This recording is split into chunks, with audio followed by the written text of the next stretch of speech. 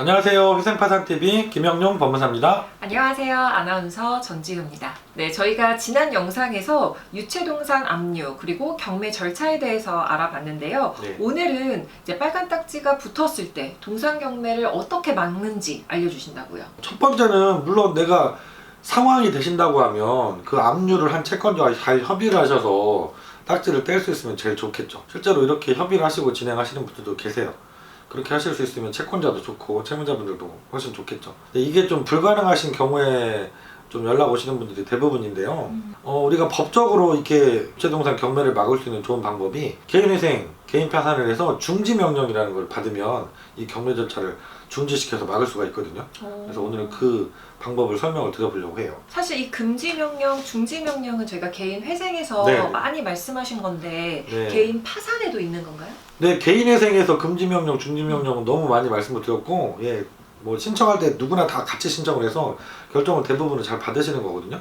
근데 개인 파산에도 이게 있느냐? 이게 있느냐 하는 거에 대해서 논란이 많았던 시절이 있었습니다. 6년 전 이때쯤만 해도 제가 처음에 관련 영상을 올렸더니 전국에서 전화가 정말 많이 오셨어요. 법무사님, 개인 파산에는 중지명령이 없다는데 있는 게 맞습니까? 다른 사무실을 상담을 했는데 그거 안 된다던데 이렇게 전화가 되게 많이 오셨었어요. 처음에. 파산에도 중지명령이 됩니다. 그 대표적인 경우가 이렇게 유체동산 경매 절차가 진행 중일 때 그때 빠르게 조치를 취하시면 중지명령을 받을 수가 있어요. 법원에서도 원래 이제 개인 파산에서 중지명령은 금지명령, 중지명령은 면제재산을 신청한 재산 거기에 대해서 우리가 신청을 같이 할 수 있는 거거든요. 근데 대표적인 게 이 유체동산이라고 보시는 거예요. 파사님들도 이거를 경매당에서 다 없어졌다 그럼 새로 구입하실 돈도 사실은 파산하신 분들 거의 힘드신 분들이 많거든요. 그래서 이거는 기본적인 인간적인 생활을 위해서 필요한 물건들이니까 이거는 지켜주자 취지인 거죠. 법원도 식물상 운영하시는 게. 그래서 실무에서 가장 많은 게 유체동산 경매 절차가 들어가고 있을 때예요. 그래서 당연히 파산 절차에서도 가능합니다. 그럼 법무사님, 이 금지명령은 잘 해주지 않는 법원들이 있다고 좀 들었거든요. 네네. 이 중지명령도 잘 해주지 않나요? 뭐 예를 들어서 개인 회생 절차에서 금지명령을 유독 잘 안 해주는 법원들이 있죠. 몇 군데. 부산지방법원, 뭐 부산회생법원이죠 이제. 그리고 창원, 그리고 뭐 광주지방법원 이런 법원들이 잘 안 해주는데 중지명령은 그런 법원들도 잘 해주세요. 물건까지도 경매로 날려버리시면 어려움이 커지시니까 중지명령은 잘 해주세요. 그래서 그 부분은 걱정을 크게 안 하셔도 돼요. 그럼 이 중지명령 결정까지 시간이 얼마나 걸리나요? 이거는 사무실의 역량이라고 저는 생각을 합니다. 아, 다 다른가요? 예, 보통은 그래도 법원의 결정이니까 며칠 걸리겠죠. 근데 이제 아무래도 얼마나 신경을 쓰는지에 따라서 좀 달라질 수도 있는데요. 딱지 붙이고 경매될 때까지 보통 보름 정도면 들어오기 때문에 그 보름 안에 그 많은 개인회생 개인 판사 서류를 준비해서 법원에 접수하고 또 중지명령 결정까지 받는다는 게 쉽지 않을 수 있잖아요. 접수하고 나서도 역시 이게 끝나지가 않아요. 재판부가 배정이 되면 저희 직원들 보통 막 재판부에 전화를 돌립니다. 빨리. 그래서 사정이 좀 다급하시니까 빨리 좀 결정 좀 부탁드립니다 하고 이렇게 몇 번씩 전화를 해서 결정을 받게 되는 경우들도 생겨요. 그래서 이렇게 좀 신경을 덜 쓰면 시간이 더 늘어날 수도 있겠죠. 그래서 이거는 얼마나 내가 신경을 쓰는지에 따라서 약간 차이가 있을 수도 있다.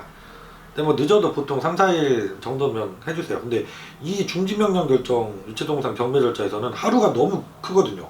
그럼 개인회생 파산으로 우리 동산 경매를 막아야 할 때 좀 네. 주의해야 할 점도 알려주시면 좋을 것 같은데. 방금 말씀드린 것처럼 첫 번째 주의할 것은 시간이 정말 다급하다. 그래서 정말 서두르셔야 돼요. 딱지 붙어도 당황스러워서 며칠 그냥 시간이 훅 갈 수 있거든요. 근데 가능하면 시간이 정말 보름 정도밖에 없을 수 있으니까 딱지가 붙자마자 그날 법률사무실에 연락하셔서 상의를 하시고 도움을 받으셔야 돼요. 그럼 이 최대한 빨리 진행을 해서 네. 경매 기일 전에 네. 이 중지명령을 받으면 경매는 바로 중지가 되는 건가요? 이것도 실수하시면 정말 안 되는 부분인데요. 네.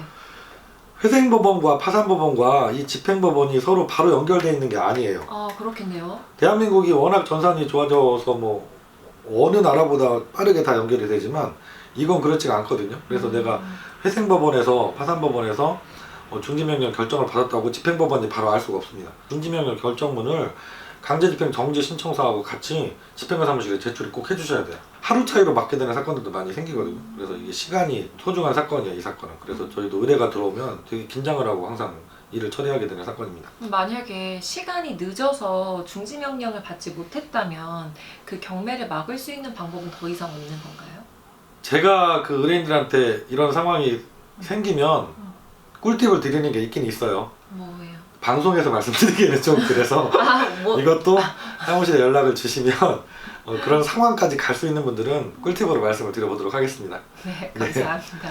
네, 오늘은 빨간 딱지가 붙은 다음에 이 네. 동상 경매 어떻게 막아야 하는지에 대해서 여러분께 좀 정보를 드렸습니다. 사실 굉장히 많이 당황하시고 힘드셔서 아는 것도 까먹을 수도 있을 것 같아요. 네네네. 저희가 알려드린 정보 꼭 기억하셨다가 혹시 이런 상황이 되셨을 때 너무 당황하지 마시고 일을 잘 처리하셨으면 좋겠습니다. 언제든지 저희 법무사 사무실로 전화도 주시고요.